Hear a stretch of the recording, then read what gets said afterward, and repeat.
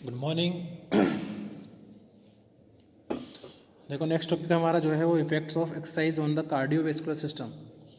Cardiovascular system का simple सा मतलब ये है कि हमारे हार्ट और हमारे ब्लड प्रेशर पे क्या फ़र्क पड़ता है, हमारी हार्ट बीट पे क्या फ़र्क पड़ता है एक्सरसाइज का। वो सारे इस टॉपिक के अंदर दे रखा है। तो फर्स्ट तो दे रखा है इमीडिएट इफेक्ट ऑफ एक्सरसाइज, दूसरा दे रखा है long term effect of exercise. दो तरह के इफेक्ट हमारे हार्ट पर पड़ते हैं एक्सरसाइज के। शॉर्ट टर्म इफेक्ट क्या है और लॉन्ग टर्म इफेक्ट क्या है समझते हैं।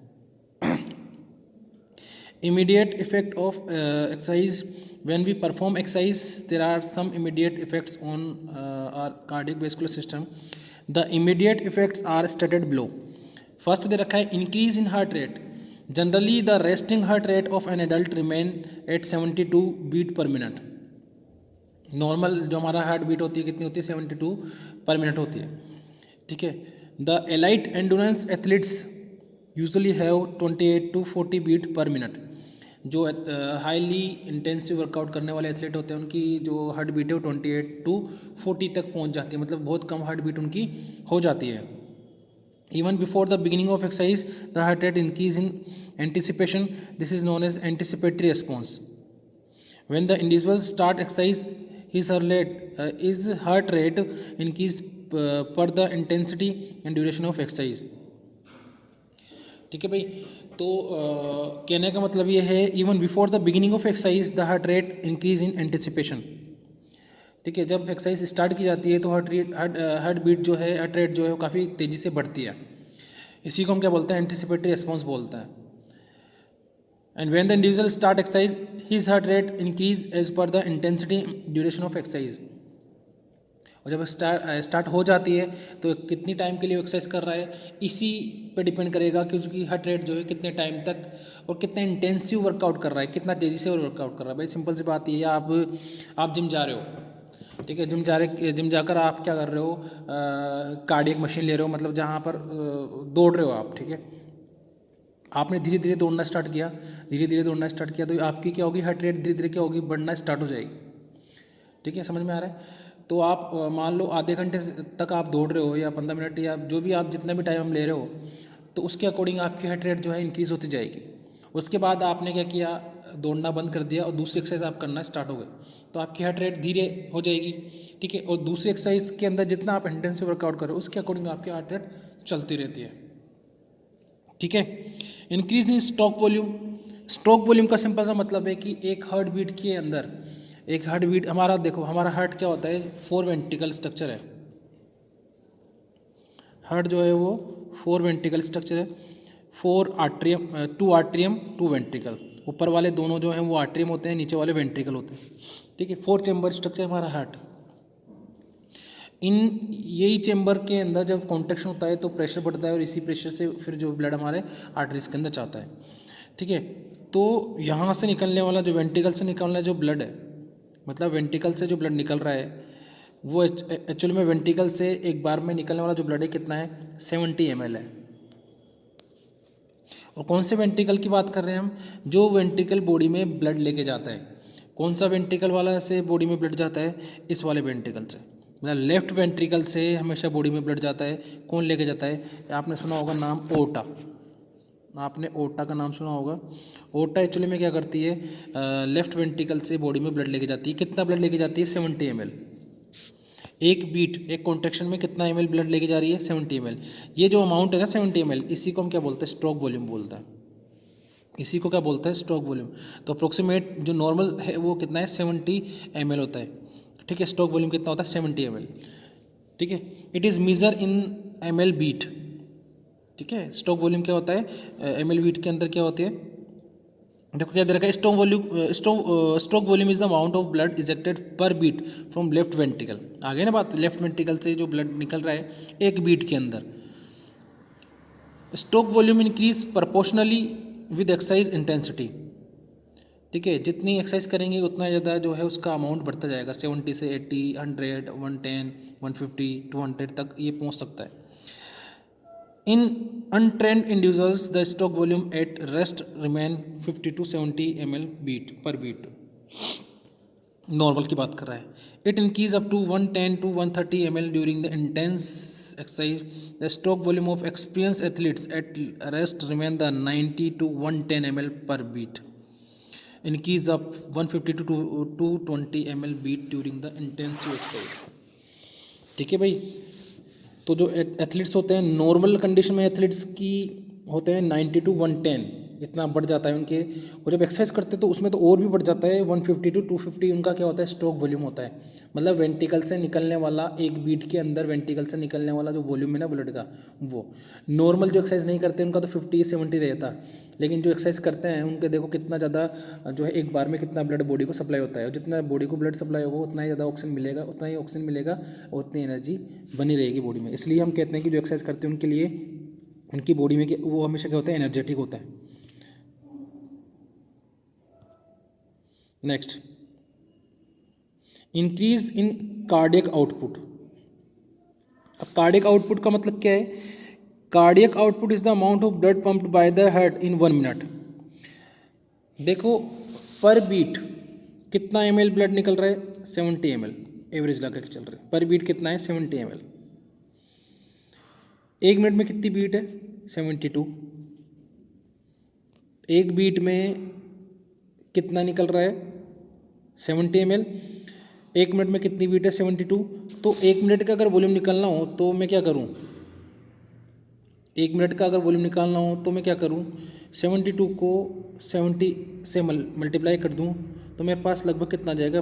5040, मतलब 5040 ml आ जाएगा। मतलब क्या हो जाएगा? 5 लीटर के आसपास, मतलब 5 लीटर के आसपास जो है 5 लीटर के आसपास जो है एक मिनट में हार्ट से ब्लड निकलता है। 5 लीटर के आसपास एक मिनट में हार्ट से ब्लड निकलता है, वेंटिकल से, लेफ्ट वेंटिकल से निकलने वाला ब्लड जो है एक मिनट में कितना होता है? 5 लीटर के आसपास। बात समझ में आई कि नहीं आई ये वाली? तो cardiac output is product of stroke volume and heart rate. ठीक है, सिंपल सी बात है। स्ट्रोक वॉल्यूम कितना है? 70, हार्ट रेट कितनी है? 72। ठीक है, तो टोटल कितना आ गया? 5040, लगभग 5 लीटर के आसपास आ गया। लेकिन जो एथलीट्स जो हैं जो दौड़ जो मतलब एक्सरसाइज वगैरह करते हैं उनका जो ये वॉल्यूम है क्या हो जाता है? बढ़ जाता है। कितना बढ़ जाएगा? जैसे मान लो किसी का 100 हो गया तो उनका ये जो रेट है वो भी क्या हो जाएगी? बढ़ जाएगी। तो कितना हो गया? ये हो जाएगा। बात समझ में आ रही है? तो इस तरह से उनका टोटल आउटपुट भी क्या हो जाता है? बढ़ जाता है। If either heart rate or stroke volume increase or both, the cardiac output increase. Simple सी बात है। The cardiac output increase proportionally with the intensity of exercise. At rest the cardiac output is about 5 litre. बोला मैंने rest में क्या होता है? 5 litre होता है। But during intense exercise it increase 20 to 4 litre, 20 to 4 litre पर मिनट ये बढ़ सकता है भाई, जो एक्सरसाइज करने वाले हैं उनके अंदर। Increase in blood flow. The cardiac vascular system can redistribute from blood to those tissue which have immediate demand, the less blood to those tissue which have less demand or oxygen. Generally at a rest 15 to 20% circulatory blood supply to skeletal muscles. It increase 80 to 85 of cardiac output during the intensive exercise. ठीक है, blood is moved away from main organs such as liver, intestine, kidneys. In fact, it is redirected to skin to enhance heat loss. The increase in blood flow. The cardiovascular system can redistribute more blood to those tissues which have immediate demand, or less blood to those tissues which have less demand or oxygen. तो सबसे पहले blood को पहुंचाने का काम कहाँ होता है? जहाँ वर्किंग ज़्यादा होती है, मतलब जो टिश्यू जो मसल्स जो हैं ज़्यादा वर्किंग कर रहे हैं वहाँ ब्लड को पहुंचाने का काम होता है। ठीक है, जिन टिश्यू के अंदर सबसे कम ब्लड पहुंचता है सबसे ज़्यादा इमिडिएटली वहाँ उनकी डिमांड होती है ब्लड की, तो वहाँ सबसे पहले ब्लड को पहुँचाया जाता है। ठीक है, ये बोल रहा है कि at rest 50 to 20% circulating blood supply to skeletal muscles. 15 से 20% तो मसल्स में जाता है हमारा ब्लड, जो है ब्लड का जितना भी आ रहा है ना उसका 15 से 20% तो कहाँ जा रहा है? ब्लड में जा रहा है। It increase 80 to 85 of cardiac output during intensive exercise.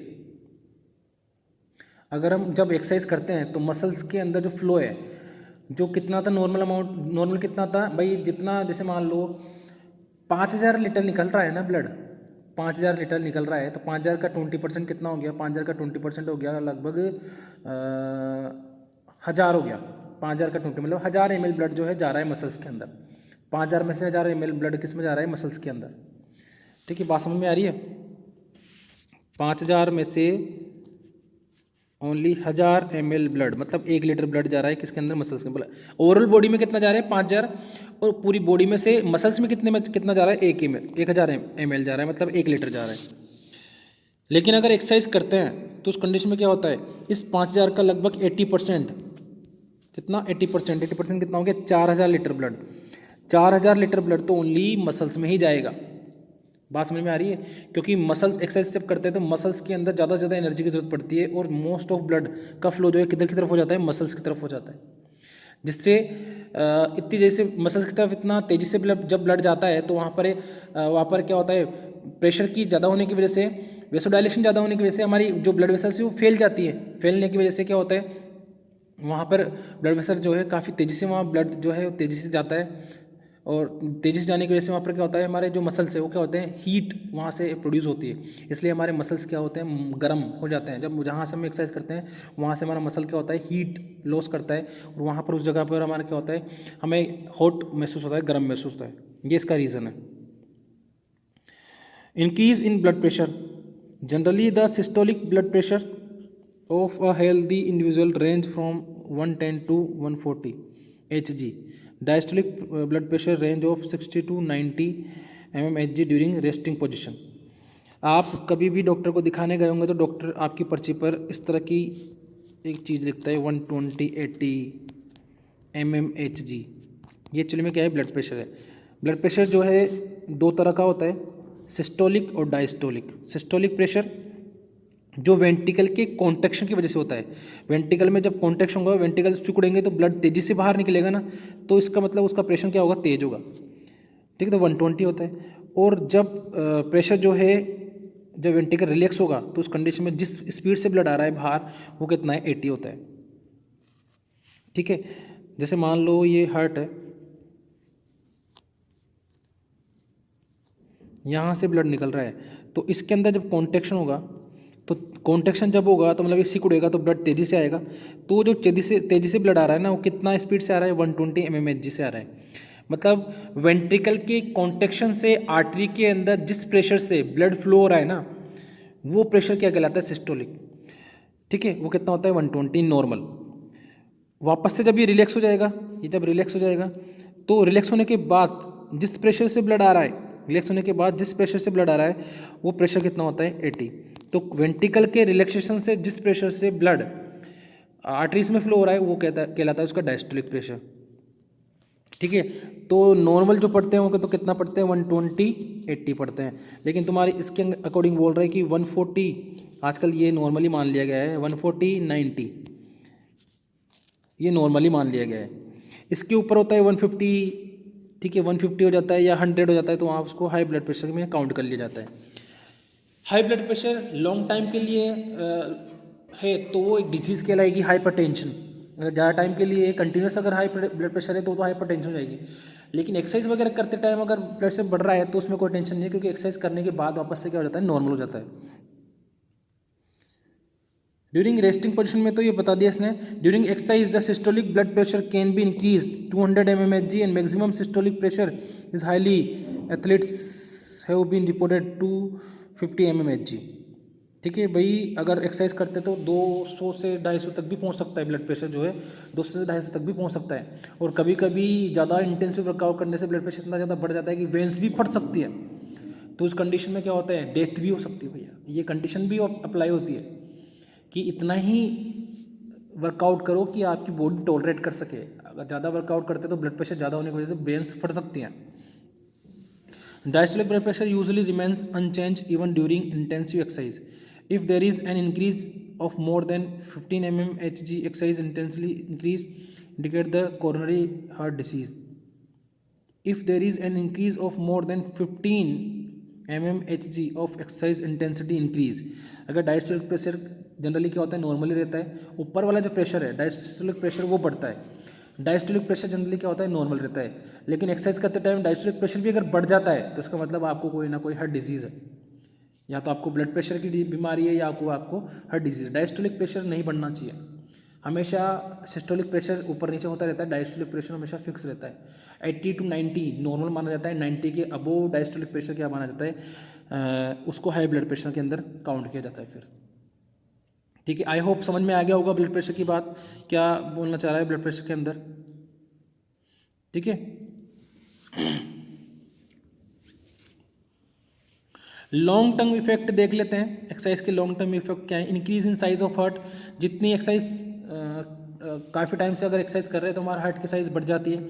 When we perform regular exercise the muscles of heart increase in size and strength. In fact the left ventricle adopt the greatest extent and heart walls grow stronger and thicker and the recent study show myocardial wall thickness wall also increase. मतलब हमारा heart की size बढ़ जाएगी, जितना heart की size बढ़ेगी उतना ही हमारे लिए अच्छा होगा, उतना ज़्यादा ब्लड पंप होगा, उतना ही अच्छा हमारी बॉडी जो है वर्क करेगी। सिंपल सी बात है। Decrease in resting heart rate. ठीक है, जनरली हार्ट रेट कितनी होती है, 72 होती है। ज़्यादा एक्सरसाइज करने से जो है उससे हार्ट रेट डिक्रीज हो जाती है। ठीक है, हार्ट रेट 40-35 से नीचे जाने पर भी दिक्कत आ जाती है भाई। ठीक है, हार्ट रेट अगर मतलब हार्ट जो है 1 मिनट में 40 से 35 बार ही बीट कर रहा है तो वहाँ पर भी दिक्कत आ जाती है, क्योंकि हार्ट का साइज़ बढ़ने के बाद क्या होता है, हार्ट की बीटिंग कम हो जाती है। तो नॉर्मल हार्ट की बीटिंग रहनी चाहिए 55 से 50 से 70 के बीच में, जो नॉर्मल है वो रहनी चाहिए। हार्ट बीट अगर कम हो जाती है तो ये एक नुकसान है, ज़्यादा इंटेंसिव वर्कआउट करने से ये एक नुकसान है कि हार्ट बीट कम हो सकती है। ठीक है, stroke volume increase at rest. ठीक है, स्ट्रोक वॉल्यूम जो 70 ml मैंने बात की थी, नॉर्मल 70 ml होता है, तो ये बढ़ जाता है रेगुलर एक्सरसाइज करने से। जो हमारा आउट मतलब जो स्ट्रोक वॉल्यूम है 70 से कितना हो जाता है, 100 या 110 के आसपास आ जाता है, 90 या 110 के आसपास जाता है। इनकेस कार्डियक आउटपुट, सिंपल सी बात है, कार्डियक आउटपुट भी क्या होगा, बढ़ेगा। ठीक है, अगर रेगुलर एक्सरसाइज करते हैं तो कार्डियक आउटपुट जो 5000 था लगभग उससे ज़्यादा हो जाता है, 5000 से 10,000 के ऊपर भी जा सकता है। ठीक है, मतलब 5 लीटर से 14 लीटर से 20 लीटर बोल रहा है ना, ये कितना, 5000 तो नॉर्मल था, 14 to 20 लीटर पर मिनट हो सकता है। ठीक है, इंक्रीज ब्लड फ्लो बढ़ जाएगा हमारा। Decrease blood pressure. ठीक है, रेगुलर एक्सरसाइज करने वाले का ब्लड प्रेशर क्या हो जाता है, डिक्रीज हो जाता है, मतलब हाइपरटेंशन, या मतलब उसकी बॉडी रिलैक्स में रहती है, मतलब उसको हमेशा काम फील होता है, उसको अच्छा लगता है। Increase in blood volume, blood pressure तो कम हो गया लेकिन ब्लड वॉल्यूम, बॉडी के अंदर ब्लड का वॉल्यूम बढ़ जाता है, क्योंकि हार्ट का साइज बढ़ रहा है तो उतना ही उसके अंदर ब्लड आ सकता है। ठीक है, तो हार्ट जो वॉल्यूम, ब्लड वॉल्यूम जो है वो बढ़ जाता है। क्विकर रिकवरी रेट, जो एक्सरसाइज करने वाले लोग होते हैं उनके अंदर रिकवरी रेट काफ़ी तेज़ी हो जाती है, मतलब उनकी हीलिंग पावर बढ़ जाती है। ठीक है, बॉडी को जल्दी रिकवर करने की कैपेसिटी उनकी बढ़ जाती है। Reduce risk of heart disease, heart disease से रिलेटेड जो रिस्क होते हैं, जो हार्ट डिजीज़ हो सकती है, वो रिस्क भी क्या हो जाता है, कम हो जाता है। तो देखो, एक्सरसाइज करने के काफ़ी ज़्यादा फायदे बताए गए। हार्ट से रिलेटेड जो एक्सरसाइज से हार्ट पर क्या इफेक्ट होता है वो इफेक्ट हमने देखे हैं। शॉर्ट इफेक्ट क्या है, लॉन्ग टर्म इफेक्ट क्या है, वो सारे हमने देख लिया। नेक्स्ट टॉपिक दे रखा है exercise of respiratory system, respiration पे क्या इफेक्ट पड़ता है। ठीक है, उसकी बात करेंगे हम नेक्स्ट लेक्चर के अंदर।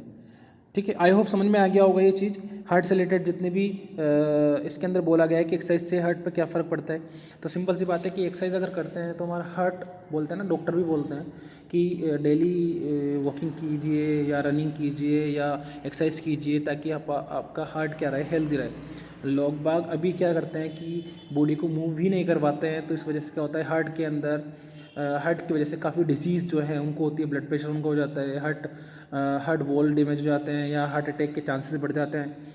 तो जितना एक्सरसाइज करेंगे, जितना बॉडी को यूज़ मिलेंगे, जितना रनिंग करेंगे, वॉकिंग करेंगे, उतना ही आपका हार्ट क्या रहेगा, अच्छा रहेगा। ठीक है, तो एक्सरसाइज जो है काफ़ी अच्छी होती है हार्ट के लिए, या आपने देख भी लिया है किस तरह के इफेक्ट्स जो है हार्ट पर एक्सरसाइज के पड़ता है। ठीक है, okay, thank you. Next lecture के अंदर हम रेस्पिरेटरी सिस्टम की बात करेंगे। ठीक है, थैंक यू।